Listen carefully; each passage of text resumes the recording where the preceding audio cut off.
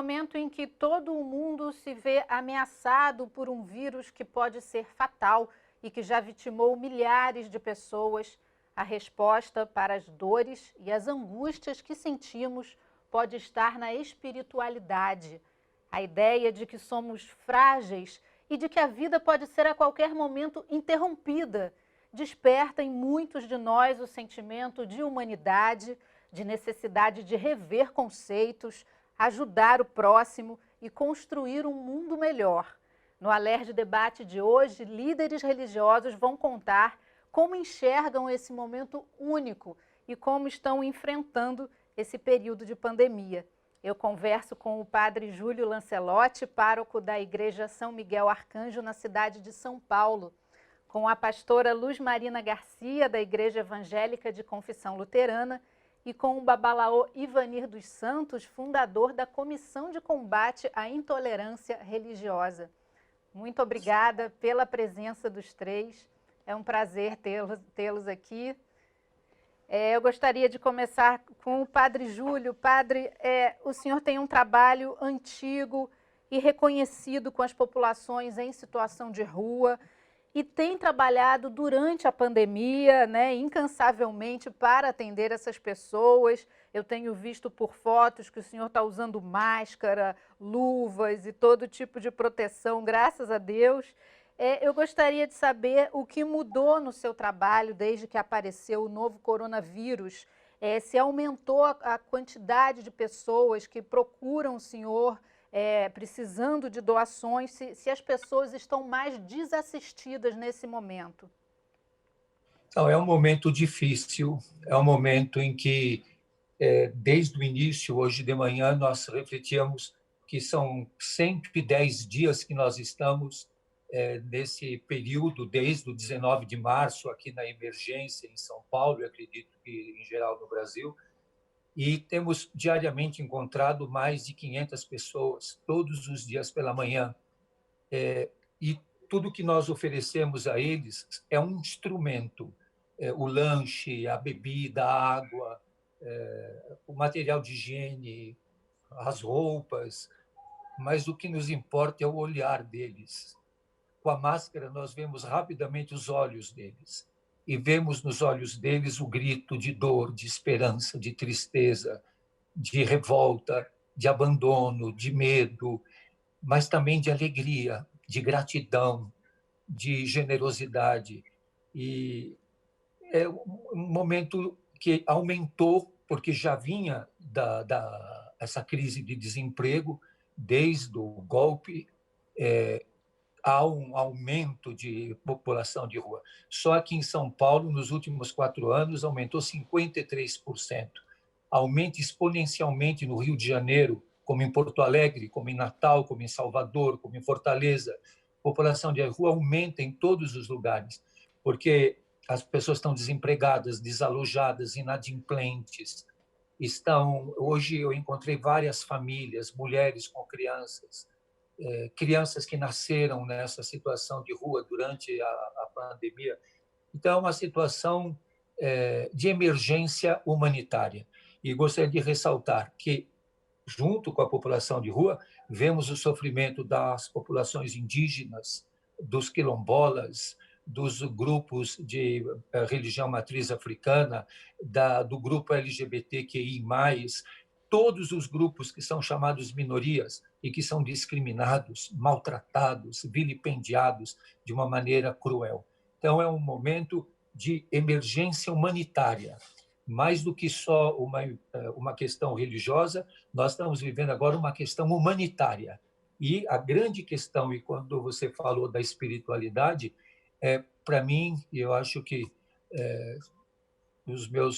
o meu irmão e minha irmã que estão participando têm esse mesmo enfoque. A importância agora é a humanização. E também estão nessa luta os que não têm religião. Eu sempre, quando estamos com líderes religiosos, eu gosto de pensar nos ateus e nos que não têm religião nenhuma. E que há uma espiritualidade também, que é a humanização. Como fazer a vida ser mais humana. Obrigada, padre Júlio. Pastora Luz Marina, eu queria ouvir a senhora um pouquinho. A religião evangélica tem muitos representantes nas casas políticas atualmente, né? E tem tido também muita influência sobre as decisões do governo federal atualmente. Houve uma pressão para que as igrejas voltassem a realizar os cultos. E mais recentemente, inclusive, o presidente vetou a obrigatoriedade das máscaras durante esses cultos, né? Durante esses encontros. Eu queria saber como a senhora vê essa volta das pessoas às igrejas, que muitas vezes são espaços pequenos, são espaços com pouca ventilação, né? Como é que a senhora vê a volta desses encontros nesse momento em que o Brasil ainda tem muitas pessoas morrendo por causa do vírus? Eu vejo como uma irresponsabilidade, porque, na verdade, sabemos que mesmo que tenhamos atingido, e ainda não chegamos exatamente lá, não é um nível de não aumento da contaminação, ou seja, que a gente esteja num patamar mais ou menos equilibrado. Na verdade, isso significa que nós precisamos exatamente continuar o isolamento para que esse patamar consiga cair, não é? Abrir, voltar a circular, voltar a ir para as igrejas ou para qualquer lugar é um risco, é colocar a população sob risco.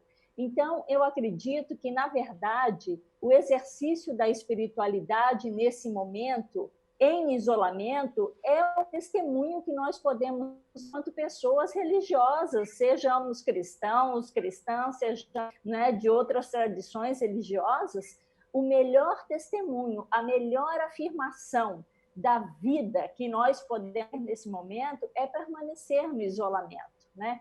Portanto, eu acredito que essas pressões para voltar às igrejas, para voltar aos templos, para voltar aos terreiros e etc., é uma pressão irresponsável, de fato. Não responde aos princípios mais básicos da nossa humanidade, do cuidado com a humanidade, né? O processo de humanização, na verdade, conforme falando nosso amigo, companheiro, padre Júlio Lancelotti. Nós precisamos investir no isolamento como forma de preservação da vida.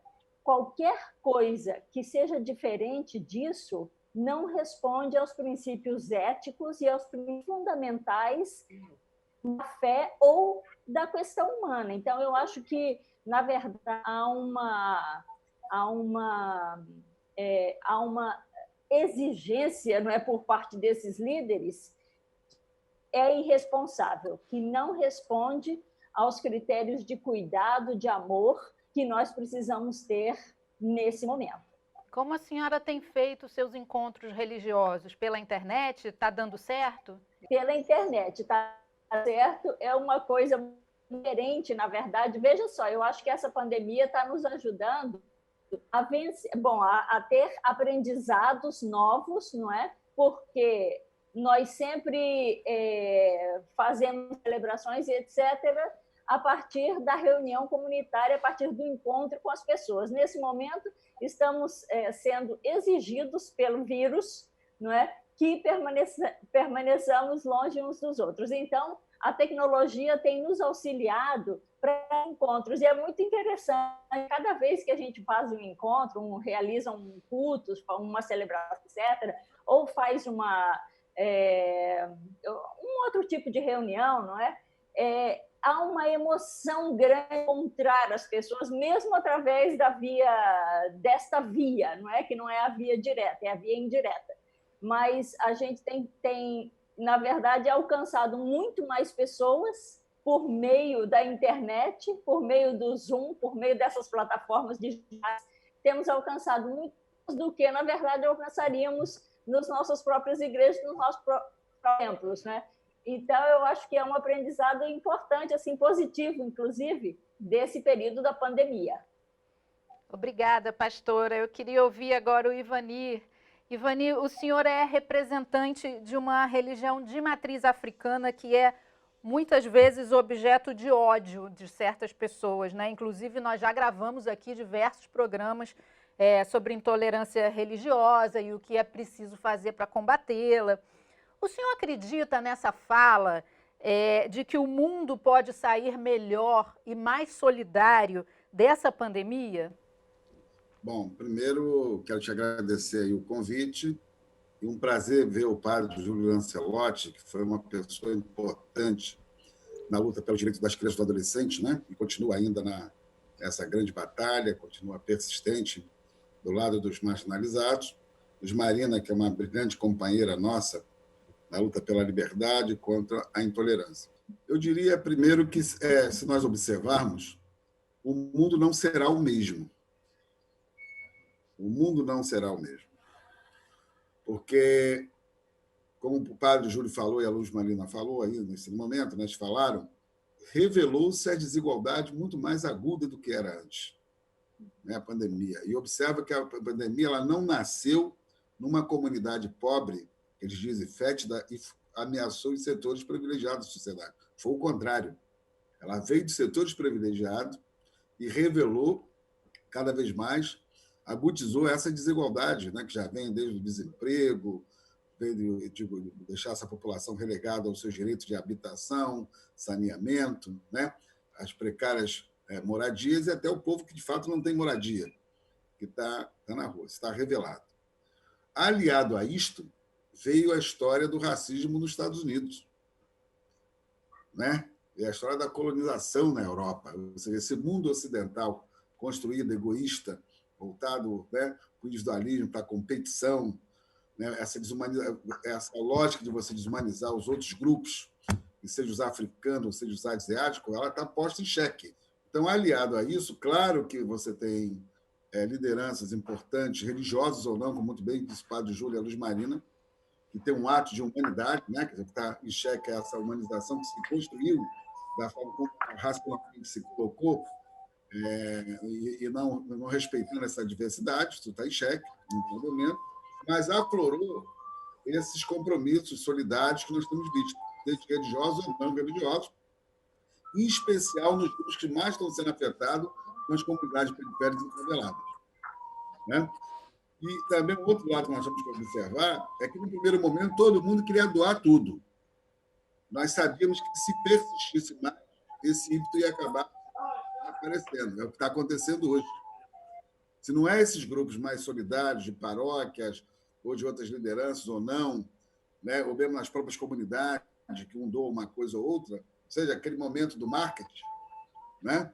Porque, e das irresponsabilidades das autoridades públicas, tendo em vista o primeiro deles, que é o próprio presidente da República, né, que tem cometido um desserviço à sua atitude, né, de não ser solidária ao que está acontecendo, eu acredito que o mundo sai diferente. Ele sai diferente não é porque as autoridades vão sair fortalecidas. Eu acho que essas ações solidárias nossas elas saem fortalecidas, inclusive na própria família. Observe que isso veio depois de uma grande onda de ódio no Brasil, né? De racismo, de ódio, de homofobia, essa grande onda que se veio, e nas famílias mesmo que não se conversavam uma com a outra, por conta de achar que aquele lado era o mais correto, e o rei ficou nu. Se você usar esse pensamento conservador, egoísta, né, racista, homofóbico, ele está desnudo, né? Ele está desnudo. Então, aparece cada vez mais esses outros gestos que eu espero que perduram. E há um dado também importante nisso, que é a juventude. Né? Agora mesmo acabei de fazer uma live com um setor estudante de juventude e tal. E, no campo religioso, as boas práticas religiosas e espirituais vão sobreviver, né? Vão se sobrepor a essa outra prática egoísta, gananciosa, e só pensa na substituição e não no ser humano, como muito bem disse o padre Júlio e a Luz Marina. É isso que eu acredito. Ou seja, essa aliança aqui, que não nasceu hoje, né, que ela já mais de 40 anos que eu vejo essas pessoas batalhando, solidárias, né? Sempre tiveram na mesma posição, diferente daqueles que, da sua ganância, só pensaram em si, né? No seu patrimônio, que eu acredito que está em xeque agora. Então, eu tenho esperança que um mundo mais diverso, mais solidário, né, não racista, não homofóbico, né, pode sobreviver com muito mais força. Obrigada, Ivani. A gente vai fazer um intervalo rapidinho. A Alerj Debate volta já já.